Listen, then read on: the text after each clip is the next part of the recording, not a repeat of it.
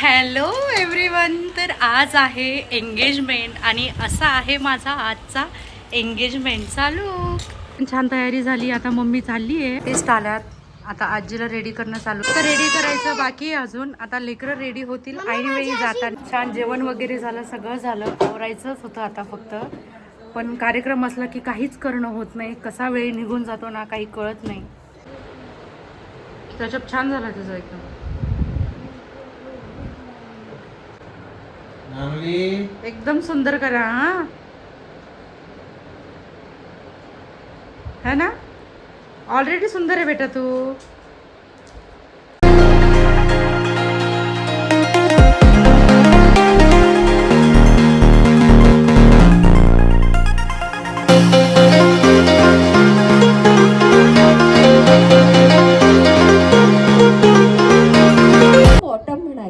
Matching मध्ये काय काय येतं माहितीये का? कानातलं येतात, गळ्यातलं येतं, हो ना. मग ते काय मॅच केलंय नेमकं? त्यांना आता एकदमच टेन्शन, बापरे घरी जायचं होतं असं वाटायला लागलं त्यांना. ओके,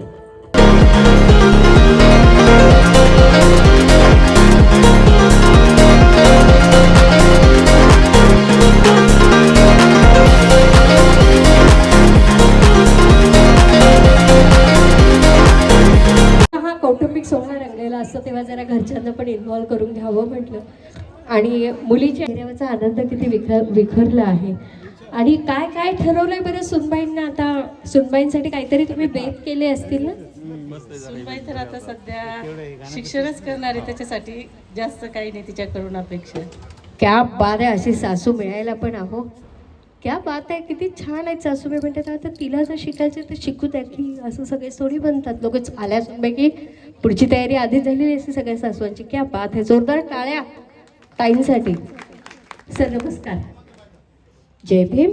कसं वाटतंय आज आता मुली होणार? आज पण होतंय आपल्या जुन्या गोष्टी गेअर चेंज करावं लागतं लाईफमध्ये. आता ऋतुजा येणार, ते आम्हाला खूप आवडते सर्वांना. ती डॉक्टर MD वगैरे आम्ही तिला करणारच आहे. हे तुमच्या सर्वांसमोर मी तिने फक्त शिकलं पाहिजे. हिला म्हटलं तू 2 कामं जास्त पडले तर तू कर, पण तिला शिकवायचं. हक्काची बायकोच असते ना शेवटी. बायकोलाच म्हणायचं तुला 2 कामं जास्त पडली करतो म्हणून. पण काही हरकत नाही. या जरा इकडे या दोघे. संगीताची खरं तर मी असं तुम्हाला जे विचारते की कसं वाटतंय, म्हणजे हे विचारणं थोडंसं यांच्यावर अन्याय करण्यासारखं होईल, कारण शेवटी काळजाचा तुकडा जाणार आहे तिकडे. पण जावई खूप मोठी माहिती असते ना मुलगी जन्माला आल्याबरोबर आहे आणि एक ना हात देख असे वाढतायत अगदी. बस बस बस बस बस पाणी अजिबात आणायचं नाही. हा आनंदाचा क्षण आहे. सर बाबाचं आणि मुलीचं करून घ्या. तर त्यांना इन्व्हॉल्वमेंट म्हणजे असं डोळ्यात पाणी आणलेले आईबाबा नव्हते बघायचे, त्यांना एन्जॉय करणारे आईबाबा बघायचे होते. सो ती तिथे बघून तुम्हाला